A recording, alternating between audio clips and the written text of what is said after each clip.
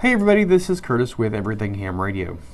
Today, I mentioned before that I'm going to start doing these videos a little bit, and I decided to go through some of my old bookmarks and stuff that I used to use when I had my podcast. And as I was going through there, I really noticed that there's a lot of podcasts that are still around. Of course, mine is no longer here, and Hamradio 360 is no longer here. But there's several of them that actually are still around, and there's actually a couple new ones. But we're going to talk about that here in just a minute. So, as I was going through all my bookmarks, going through QRZ.com and amateurradio.com and eHam and the arrl website, I came across something that was really neat, and I wanted to talk to y'all about it a little bit, just in case y'all didn't see it. So this thing, it was made by William Franzid, Victor Echo 4 Victor Romeo. And what he did is he took a IRLP computer, hooked it into Google Assistant, and hooked it into amateur radio. So you can key up on a radio and say a keyword or press a button, and then ask Google Assistant a question like, what's the weather like, or something like that, and it'll come back over the radio and answer it for you. He also has it where it'll connect to different Echolink channels or nodes, or different, a whole bunch of different things that he has. So before we go any further, I'm going to put just a little bit of the clip of one of his videos in here and kind of show y'all just kind of a lightly touch on what the videos are. And then I'll put a link in the description to the full videos so y'all can watch it for yourself. And then we'll be back and we'll talk a little bit more about it. So here is a little clip of his video. Whole deal. And of course we got the whole internet here still, so you're going to hear how cold it's getting in Winnipeg now. It's VE4VR, Bumblebee. What is the weather forecast tomorrow morning? In Winnipeg tomorrow morning, it'll be 7 degrees Celsius with a chance of showers. Okay, so that's actually not so bad. There you have it. I think that's the first fully voice assistant integrated setup. So now I got to go install this on the other repeater and do some tweaks to make the code a little bit faster, but that's pretty good. Like, I can do an ID here or ask it all sorts of random things, VE4VR, Bumblebee. Identify yourself. This is VE4WSC, IRLP station 1809, operating on 147.57 MHz simplex with 127.3 CTCSS. I'm your Google Assistant. All right, so I think that's pretty cool, if you ask me. I mean, that is pretty neat that you can do that. As I was reading through this post that he put it on hackaday.com is where the post itself is at, or the write-up, I guess, review or something like that of this. And then he has 2 videos on YouTube as well. But as I was reading through the comments on hackaday.com about this, there was a couple people that brought up the legality issue of having something like this. Now, I may be wrong, but here's my feelings on this now. First off, this is basically just like a repeater. In the U.S., we have a rule stating that you can't have a unmanned station with the exception of a repeater or a digipeater or something along those lines. They have to be manned, right? And this is basically, in my eyes, just like a simplex repeater, kind of, sort of, except for it doesn't repeat. It gives you information, but on repeaters nowadays, especially, they're hooked to the internet, and you can punch in a code and get the current weather status of where the repeater is. They'll have a weather station or something hooked there. You can get information about what's going on inside of the building where the repeater is, and all sorts of stuff.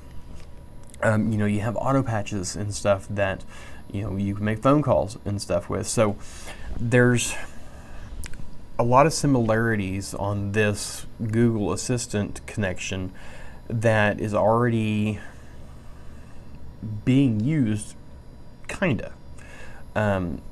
This just takes it on, up to the next level, or actually like the next 10 levels or so. You can go in here and you can ask for the weather. You can ask for, spelling of a word or something like that, or connect to another IRLP node, and it's all done through voice commands. So I think this is really neat. I don't think there's any kind of really legality issue to it. Granted, I am not a lawyer and I don't know the law to the extent of whether this is actually legal or not, but I really don't see an issue with this. And there were several comments on here that basically said the same thing, that it is legal to do something like this. So what are your thoughts on this? Do you think it's legal? What do you think about the actual connecting the Google Assistant into amateur radio? I know he has this on a simplex node right now, and he said in the second video that he was going to install this on a repeater. So I think that would be really neat to do. I'm not sure about his code word. His code word is actually Bumblebee. But then again, in order to have a code word, you need something that's not going to come up in normal conversation very easily. And Bumblebee is probably a pretty good example of something like that. You're probably going to say bee if you're talking about a bee. You're probably not going to say Bumblebee. Or, if you're talking about Transformers, the movie, then maybe you'll talk about Bumblebee. But for the most part, you're not going to talk about a Bumblebee. So it's probably a pretty good code word, but it's kind of weird, saying its call sign and then saying Bumblebee in the video. So, but anyways, leave a comment below. Let me know what you thought about this thing here, whether it's legal or not, and what your thoughts on it are. Okay, so moving on. Like I said before, I was looking through some of the old podcasts and stuff, and I found a couple new ones. The first one I knew about. It's done by Dan Romanchik, KB6NU, and also Tom Parrish, KB5RF. And it is called the No Nonsense Amateur Radio Podcast. Of course, Dan is the author of the No Nonsense Study Guides, and I'll have a link to his website as well as this podcast down in the description below. But this podcast, is a discussion of where we are in amateur radio and where it's going. I know when Dan and I talked about it before he launched this thing, I thought it was going to be a little different. I thought it was going to be more along the lines of geared towards new hams and what they can do, but maybe it is, maybe it isn't.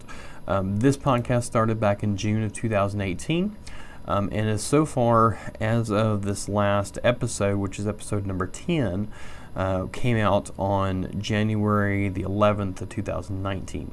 Now, I don't see any kind of set schedule on their episodes, though. They've had 10 episodes, and it's been since June. I mean, I guess that's maybe 10 episodes or 10 months. Maybe 9 months. I can't do the math off the top of my head. Maybe it's once a month, I guess, maybe is what they're doing. Okay, so I just went through the list, and it is once a month that they're doing it currently. I haven't listened to this podcast, so I don't know what it's exactly all about or how good it is or not, but I'm sure if Dan has anything to do about it, it's probably pretty good. Okay, so the other podcast that I found is actually being put out by the arrl. And it's going to be launched on Thursday, March the 7th, and it's called So Now What?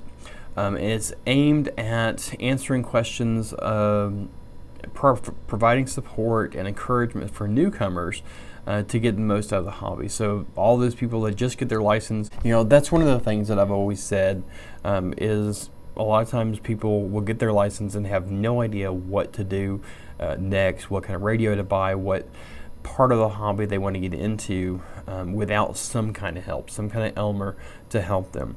And if you can't get an Elmer, then a lot of times you'll stagnate, you'll let your license lapse or what have you. But this little podcast is geared towards that. And it's going to be co-hosted by the ARRL Communications content producer Michelle Patnode, Whiskey 3 Mike Victor Papa, and ARRL station manager Joe Carcia, November Juliet 1 Quebec. It's going to be basically a lively communications or lively conversation Pat Noda will be representing the newer hams, while Ken Sia will be representing the veteran operators, and explore questions that newer hams may have, issues that keep participants from staying active in the hobby, etc., etc. So this sounds like it's going to be a pretty good podcast. I guess we'll wait and see what that is. But it is a step in the right direction that the arrl is taking, or at least the communications section of it. But anyways, those are 2 new podcasts that are going on. I am going to continue diving into some of my old stuff and what's going on in the hobby now. All right, so that pretty much wraps it up. Please make sure you subscribe to the channel.